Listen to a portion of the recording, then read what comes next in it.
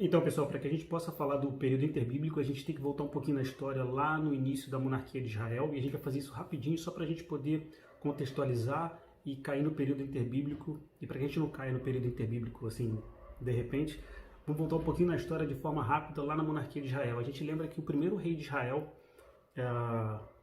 vamos colocar não o primeiro, porque o primeiro foi Saul, mas logo depois, na sequência de Saul, vai entrar o rei Davi, que constitui a grande monarquia de Israel, ou seja, é aquele que vai guerrear diversas guerras em Israel, e essas guerras vão proporcionar para todo o reino de Israel uma expansão territorial muito grande, e na história a gente vai ver isso ao longo do registro do Antigo Testamento, que o grande império de Davi, o império de Israel, é constituído através de guerras, onde Davi vai expandindo geograficamente ali as terras de Israel.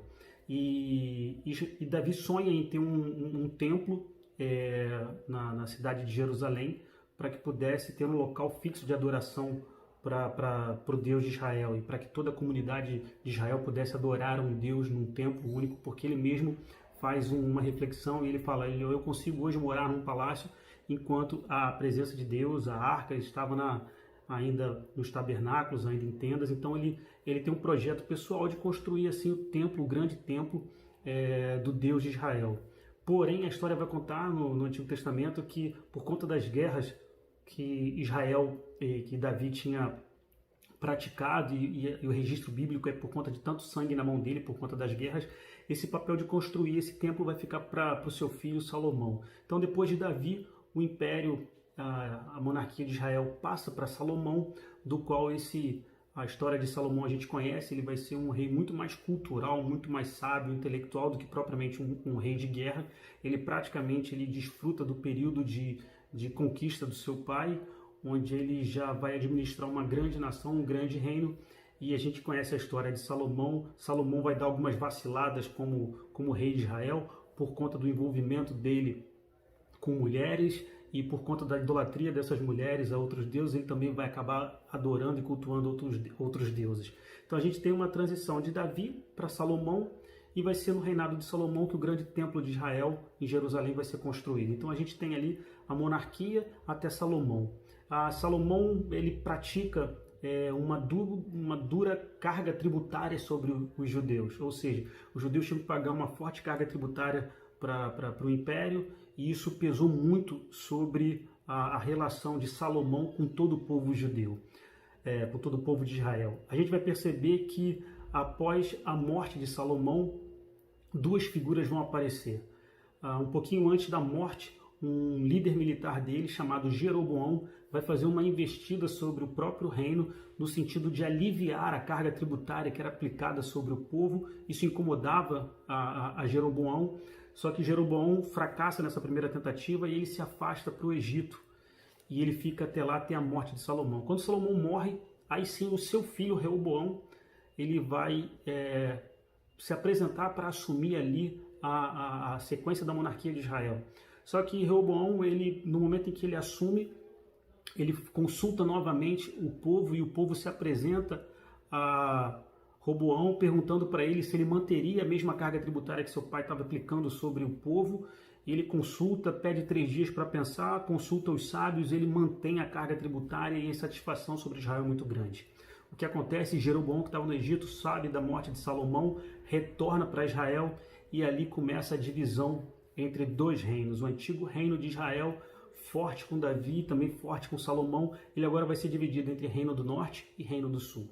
O Reino do Norte vai ficar sendo reinado por Jeroboão, com 10 tribos, enquanto o Reino do Sul vai ficar com o filho de Salomão, Roboão, e somente Judá e Benjamim vão compor o Reino do Sul. A grande vantagem do Reino do Sul é que geograficamente ele está com Jerusalém, está com a capital, e está com o templo construído por Salomão. O local de adoração está em Judá, está em Jerusalém, e o Reino do Sul se beneficia desse privilégio que é ter o templo na sua posição geográfica ali enquanto reino. O Reino do Norte vai estar com Jeroboão e mais 10 tribos. Qual é o grande problema do Reino do Norte? O Reino do Norte, ele vai se misturar com os povos que estão ao norte, muito preocupado por conta da ausência do templo no Reino do Norte. Jeroboão vai construir 2 templos para que o povo do norte não migre para o povo do sul para adorar em Jerusalém, para adorar dentro do templo. Só que esses 2 templos construídos por Jeroboão, eles vão estar totalmente em desacordo com a lei mosaica. Não são mais os levitas que estão sacrificando no templo, não tem mais a presença dos sacerdotes segundo a linhagem sacerdotal, mas ele constitui uma pseudo grupo de sacerdotes para que pudesse sacrificar no templo. Qual é o grande problema? Ele coloca 2 bezerros de ouro em cada templo para que o povo adorasse e cultuasse uma divindade. Ou seja, o Reino do Norte começa a ganhar uma nova característica agora.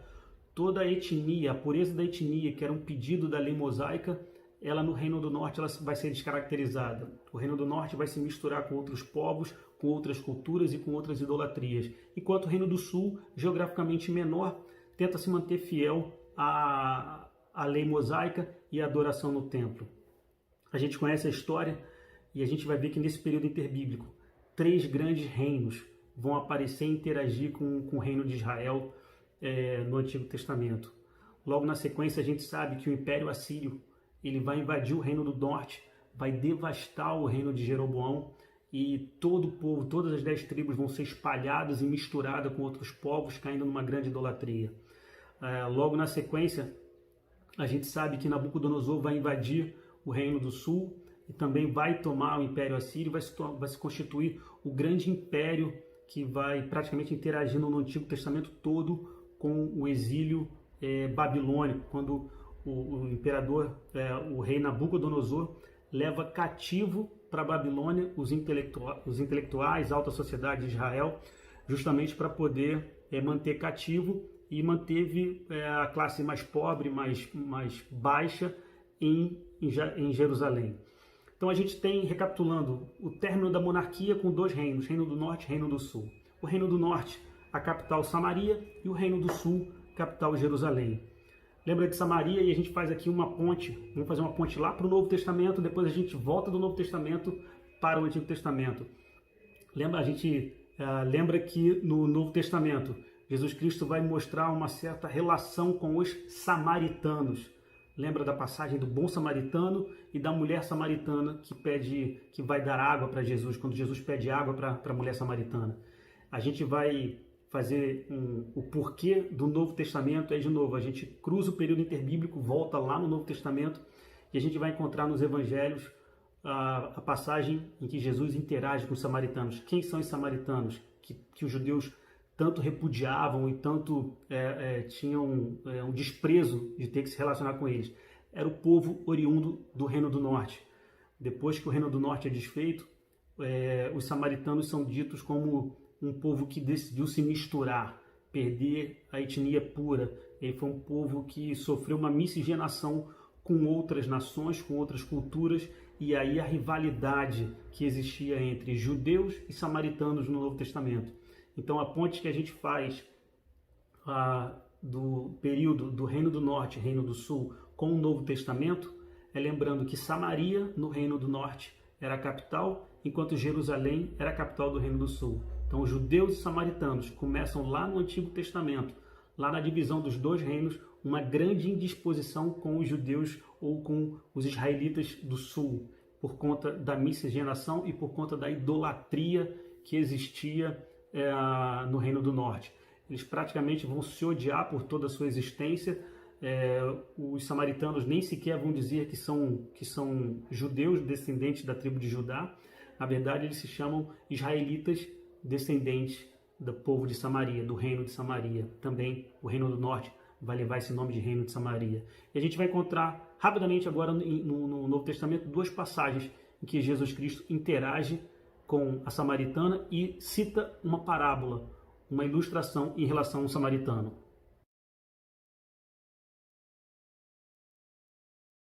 Nessa ponte que a gente faz com o Novo Testamento, a gente vai ver em Lucas 10, Jesus Cristo usando o exemplo do bom samaritano. Primeiro que para você dar um exemplo de um bom samaritano, é porque Jesus Cristo já estava iniciando uma provocação sobre os judeus. Porque ele dá o exemplo de que um sacerdote e um levita passam por um necessitado à beira do caminho e ninguém socorre esse necessitado. Porém, passando um samaritano, ou seja, um bom samaritano, vai socorrer esse necessitado.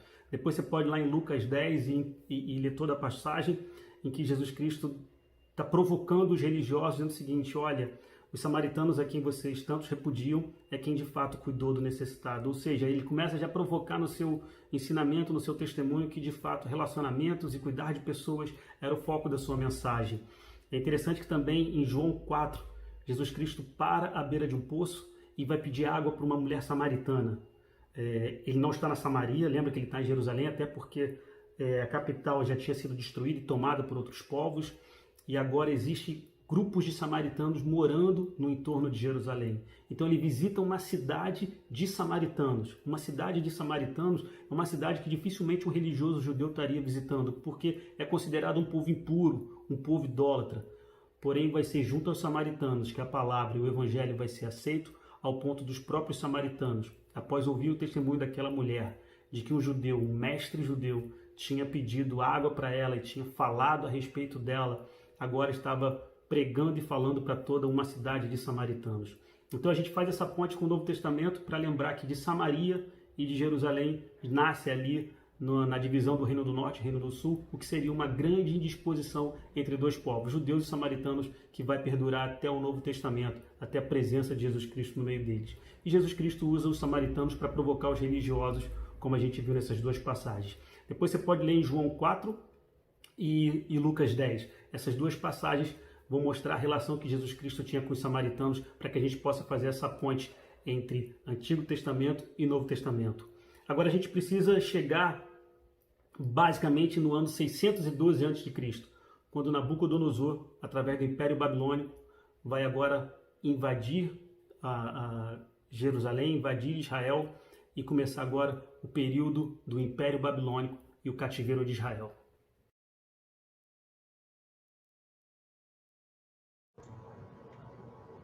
Bom, pessoal, a gente está chegando agora muito próximo do período interbíblico. A gente parou até o momento em que Nabucodonosor invade Israel e ele vai destruir o Templo de Salomão, vai levar cativo parte da elite de Israel, vai cativo para a Babilônia, enquanto as esferas, os estratos mais baixos lá da sociedade, a parte mais pobre, fica na terra, enquanto toda a elite, a nobreza, vai cativo para a Babilônia. Então, Nabucodonosor, a gente vai dar uma olhada depois no livro de Daniel, porque ele é importante para a gente entender, porque Daniel vai dar uma visão dos reinos, e agora é importante a gente falar dos reinos. Então, o final do Antigo Testamento, ele é o momento em que a gente tem a figura de Nabucodonosor, que é o Império da Babilônia, e logo na sequência a gente vai ver a Pérsia, através do rei Ciro, destruindo a Babilônia, e Ciro vai ser o grande imperador, o grande representante do novo império após destruir a Babilônia, e ele vai permitir o retorno dos judeus para Jerusalém. Ele vai permitir com que, antes cativo na Babilônia, agora Ciro derrota Nabucodonosor, derrota a dinastia da Babilônia, e o império persa, através de Ciro, vai ser o grande império do momento. E vai ser no final desse império persa que vai surgir o período interbíblico. Então eu vou compartilhar uma tela aqui para que a gente possa enxergar esse período. Deixa eu ver se dá para a gente fazer dessa forma. Eu acho que sim. Bom, então está aqui. O que aconteceu no período interbíblico, né? Antes da gente entrar, vou só dar uma revisão rápida do que a gente viu até agora. Então, o período interbíblico ele é fundamental para a gente. O objetivo é fazer uma ponte com o Novo Testamento e entender tudo o que está acontecendo no período que não está relatado na Bíblia, que são os 380, quase 400 anos de silêncio entre o Antigo Testamento e o Novo Testamento. Então, tem um comentário aqui desse objetivo, e aqui tem um resumo do que a gente já falou. Então, a gente tem o primeiro rei Saul, depois Davi, Salomão, aqui com as passagens, que depois cada um pode estar lendo. Eu comentei sobre Roboão e Jeroboão, que são o Reino do Norte, Israel, e Reino do Sul, com aqui suas referidas passagens, e a gente vê aqui na sequência, aí sim, chegando em Nabucodonosor, logo depois da divisão dos dois reinos. O reino do norte ele vai ser tomado pela Síria, ele vai sumir da história muito rapidamente, e depois o reino do sul que vai ser registrado, e a gente vai ver a figura do Império Babilônico aí sim, destruindo o templo, levando cativo os judeus para Babilônia, e passa-se um período de cativeiro. Então, aqui tem a passagem que eu acho importante depois cada um poder ler, a gente não vai passar isso aqui, a ideia não é ler toda essa passagem, mas 1 Reis 12, de 1 a 33, vai registrar aqui a transição entre o Reino do Norte e o Reino do Sul, ou seja, o fim do Império de Salomão e a divisão dos dois reinos. E aqui sim entra um slide que eu quero compartilhar. Ele é basicamente a visão que está lá em Daniel 2. Daniel já ele faz parte daqueles que foram levados cativos para a Babilônia, e ele é tremendamente usado por Deus na interpretação dos sonhos de Nabucodonosor. E é interessante que a visão que Daniel, na verdade, que Daniel vai interpretar sonhos e visões de Nabucodonosor, do imperador, ele vai dar uma visão geral através de uma interpretação. O rei tem um sonho, e esse sonho ele viu uma grande estátua, onde tinha uma cabeça de ferro, depois na sequência ele via peitos e braços de prata, isso tudo está em Daniel capítulo 2, depois ele tinha no ventre e quadris de bronze, conforme está a figura, e depois ele tinha pernas de ferro, na sequência ele tinha pés de ferro e de barro. Tem aqui uma pedra, porque é interessante que na visão de Daniel, uma pedra vai destruir os pés dessa grande estátua e vai destruir essa grande estátua, e o montante disso daqui vai se tornar num grande monte, um monte de Sião. Isso, depois você pode olhar isso lá em Daniel 2. Mas o importante é a gente chegar nessa seguinte conclusão aqui. Ó. Olhando à tua direita, você vai encontrar aqui o primeiro reino da Babilônia, que é a figura de Nabucodonosor. Depois o Império Persa, chamado de Medo-Persa, que aqui está a figura do rei Ciro, que a gente vai encontrar nesse período os profetas menores. A gente vai ver Ageu e Malaquias profetizando nesse período.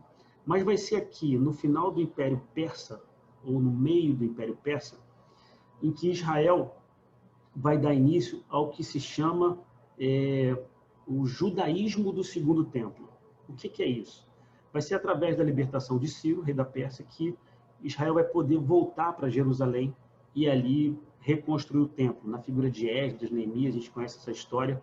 A gente está caminhando para o final do Antigo Testamento e a gente vai cair nesse lapso temporal que a Bíblia não registra, ou pelo menos que nós não temos registros canonizados a respeito desse tempo, mas a gente vai ver que tem muita coisa escrita, a gente vai falar disso em breve.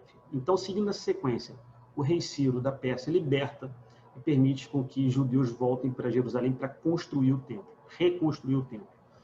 E Ciro vai ser o responsável por isso. Quando a gente olha nesse contexto, a gente vai ver que o Antigo Testamento se encerra com a reconstrução do templo e nada mais é falado a respeito disso. E, de repente, a gente cai dentro do Novo Testamento, no mundo todo contextualizado, com figura do Império Romano, figuras de sinagoga, termos como partidos dos fariseus, o farisaísmo, os escribas, saduceus, que esse grupo e toda essa linguagem, ela não aparece no final do Antigo Testamento. Tem uma série de eventos, assim como eu falei dos samaritanos, uma série de coisas aparecem no Novo Testamento que são oriundas do período interbíblico, e esse período interbíblico é importante a gente conhecer para que a gente possa entender bem o Novo Testamento e o mundo em que Jesus Cristo chega após já no Novo Testamento. Então, o que é importante a gente conhecer? Vai ser o Império Persa, que liberta da Babilônia, e na sequência, aqui, a gente fala que o Império, na verdade, ele não é bem a Grécia, mas vai ser Alexandre o Grande, Alexandre da Macedônia, que ele vai, basicamente, tomar o Império Persa e ele vai se tornar o grande reino, o terceiro grande reino nessa história cronológica bíblica. Então a gente tem Babilônia, Pérsia, e agora a gente vai encontrar o Império Grego, de Alexandre da Macedônia, Alexandre o Grande, onde ele vai desde da Índia até o Egito, isso passando ali pela Palestina, é o grande império que vai, é o terceiro grande império que vai aparecer. E é exatamente o que está na figura da estátua de Daniel 2, onde aparece um terceiro reino. Quem é esse terceiro reino? Como eu falei, Alexandre o Grande, ele é da Macedônia, porém, a influência grega, e é importantíssimo a gente entender que agora a influência grega, a influência da filosofia grega, da cultura grega, ela norteia esse império de Alexandre da Macedônia. E ele tem uma característica. Alexandre ele vai construir diversas cidades, diversas Alexandrias vão surgir porque são cidades tomadas pelo Império grego, e eles vão expandir ali o seu reino. Interessante algumas coisas para a gente compreender a estratégia de Alexandre o Grande na tomada das terras. Ele traz a cultura grega para dentro de todos os povos em que ele havia tomado. E tanto que aquela palavra de vamos agregar pessoas, vamos agregar alguma coisa, vem da origem dessa tática de Alexandre o Grande em colocar a cultura grega dentro de todas as outras culturas. E aí a gente vai encontrar no Novo Testamento um mundo helenista, que é de cultura grega, ou seja, o helenismo é um sinônimo de cultura grega, e esse mundo já tomado pelo helenismo, ele é a cultura grega invadindo todos os povos. Por isso que quando a gente cai no Novo Testamento, a gente encontra uma cultura grega, a língua grega sendo falada. Por que o Novo Testamento está em grego? Porque dentro desse processo de tomada que Alexandre o Grande fez em toda essa região, ele impôs a língua grega como predominante. Por isso que a gente vai encontrar todo o Antigo Testamento em hebraico e aramaico, os textos mais antigos, e de repente você pega o Novo Testamento, ele está todo em grego. Por que ele está todo em grego? Por conta da cultura helenista, né?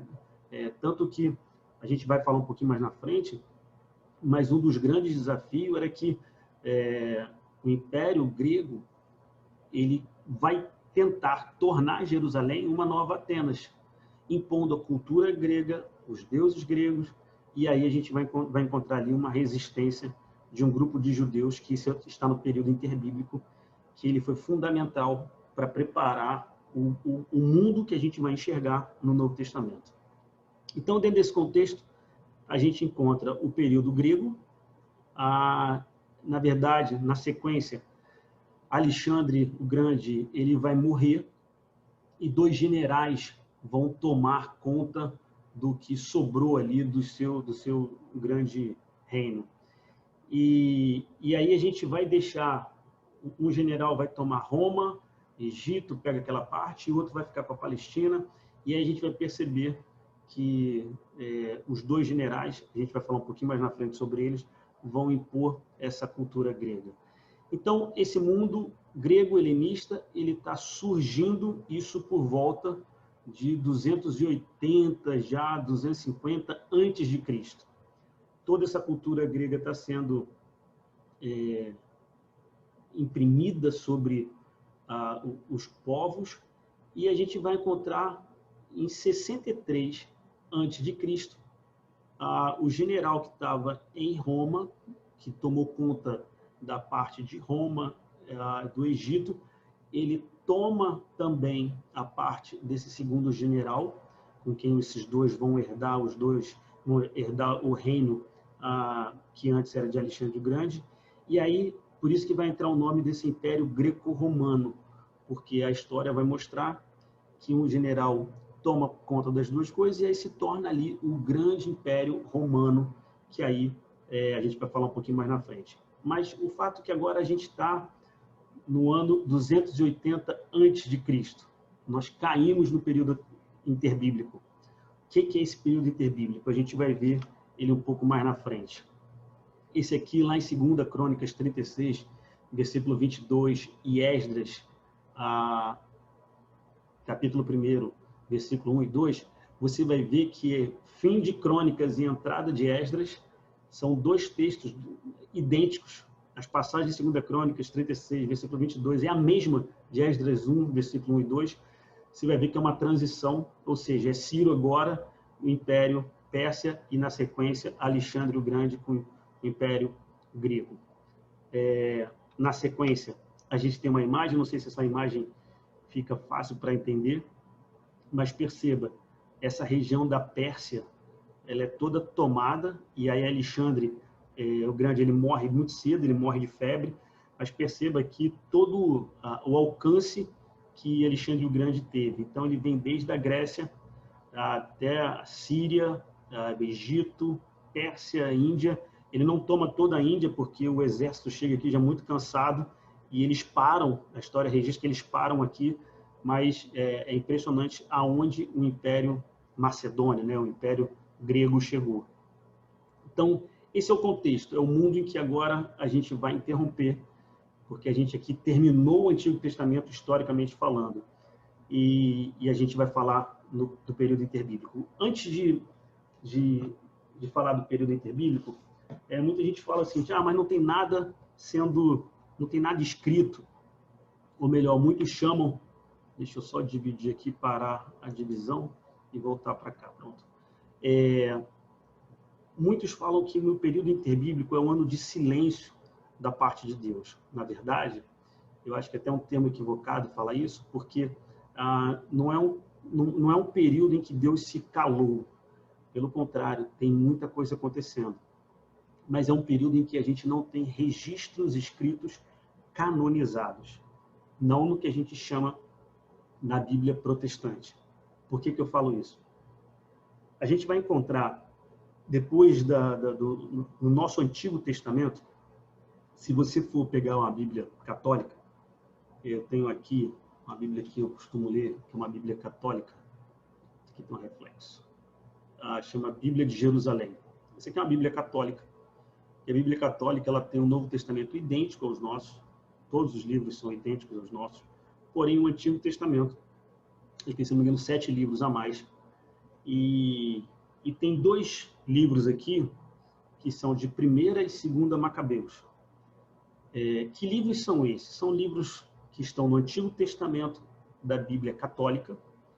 Isso foi após a Reforma Luterana, após a Reforma Protestante, desculpa, em que, na Contra-Reforma da Igreja, esses 7 livros vão ser inseridos. Mas o que eu quero me ater nesse período aqui agora é que existem 2 livros que eu julgo importantes, que não estão no cânon evangélico, vou chamar assim, mas que historicamente possuem registros importantes para a gente compreender esse período interbíblico. As Bíblias mais antigas, a minha Bíblia aqui, eu tenho uma Bíblia antiga, mas ela não é tão antiga assim, era comum você pegar numa Bíblia antiga, principalmente da Revista e Corrigida, 4 páginas em branco entre o Antigo Testamento e o Novo Testamento. Era um simbolismo de 400 anos de silêncio que existiu entre o Antigo Testamento e o Novo Testamento.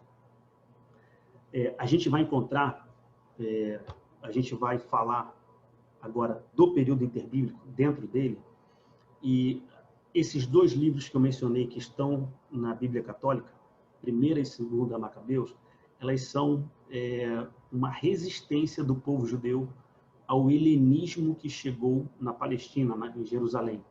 Então, nas terras de Israel, o helenismo chega, e ele chega mudando a cultura e tentando transformar a lei mosaica.